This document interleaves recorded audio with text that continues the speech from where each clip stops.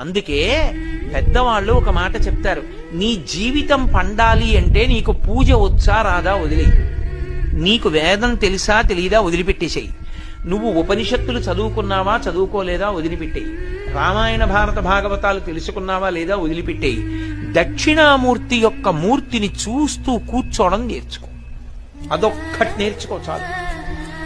ఏమక్కర్లేదు, ఇంకా దక్షిణామూర్తిని పెట్టుకుని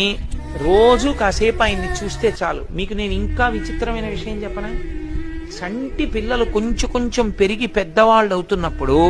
ఇంట్లో అందమైన దక్షిణామూర్తి విగ్రహం ఉండి, విగ్రహం అంటే ఫోటో కనీసం ఉండి,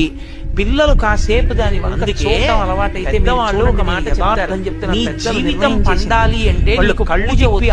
ఆడుకుంటూ పాకడం, నీకు వేదం తెలుసా తెలియదా వదిలిపెట్టేసాయి, వాళ్ళు నువ్వు ఉపనిషత్తులు చదువుకున్నావా చదువుకోలేదా వదిలిపెట్టాయి, రామాయణ భారత పిల్లలు చిన్నతనంలో దక్షిణామూర్తి యొక్క మూర్తిని చూస్తూ కూర్చోవడం అపమృత్యు దోషం పోతుంది, సరస్వతి కటాక్షం ఏమక్కర్లేదు, ఇంకా దక్షిణామూర్తిని అసలు ఇంత దక్షిణామూర్తి ఫోటో లేని ఇల్లు ఉండరాదు. అంత మంగళప్రదమూర్తి ఎవరు అంటే పెద్దవాళ్ళు అవుతున్నప్పుడు ఇంట్లో అందమైన